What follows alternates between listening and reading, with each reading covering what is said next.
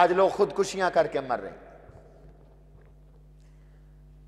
حضور نے بری موت سے پناہ مانگی، اعوذ بک من میتۃ السوء، یا اللہ میں بری موت سے آپ سے پناہ چاہتا ہوں، مجھے بری موت سے بچائیو، بری موت سے میری حفاظت فرمائیو۔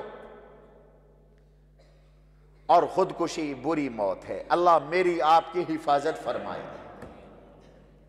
خودکشی کرنے والا یہ سمجھتا ہے کہ میں مشکلات سے نکل جاؤں گا، مصائب سے نکل جاؤں گا، پریشانیوں سے نکل جاؤں گا۔ حقیقت یہ ہے کہ خودکشی کے ساتھ مصیبتیں ٹلی نہیں، بڑی ہیں، مشکلات گھٹی نہیں، مشکلات کے پہاڑ ٹوٹ پڑے ہیں۔ دنیا کی تکلیفیں برزخ اور آخرت کی تکلیفوں کا 1000 گنا بھی نہیں ہے۔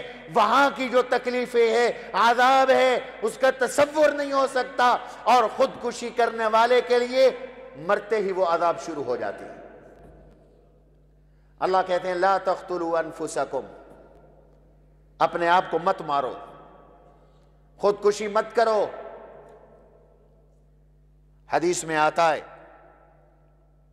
رحمت عالم صلی اللہ تعالی علیہ وسلم کا ارشاد گرامی ہے، پچھلی امتوں میں ایک شخص تھا، اس کو پیٹ میں پھوڑا نکلا، درد برداشت نہیں ہوا، یوں اس نے زمین میں نیزہ گاڑا، اوپر لیٹ گیا، پیٹ پھٹا، مر گیا۔ اللہ کے پاس پہنچا، اللہ نے فرمایا کہ تو نے مجھ سے پہلے اپنے آپ کو عذاب دیا، حرمت علیک الجنہ، میں نے تجھ پر جنت کو حرام کر دیا، تو جنت میں نہیں جائے گا، چل دوزخ میں۔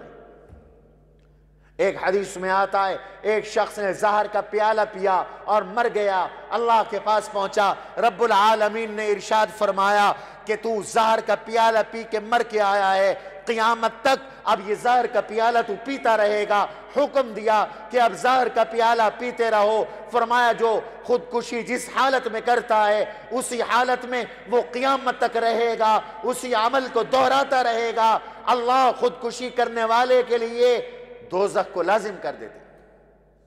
اللہ کو غیرت آتی ہے، میں تو پتہ نہیں تیرے ساتھ کیا معاملہ کرتا، تجھے معاف کر دیتا، رحمت کا معاملہ کرتا، اور تو اپنے آپ کو عذاب دے کے آیا ہے۔ چل تو نے عذاب کی ابتدا خود کی، اب میری طرف سے بھی تیرے لیے عذاب ہے۔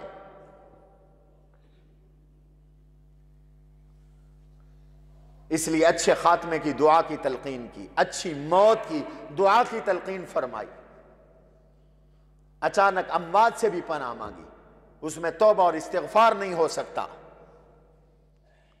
قد عظمت فللأمجاد بانيها ومن يسعى إلى العليا بما فيها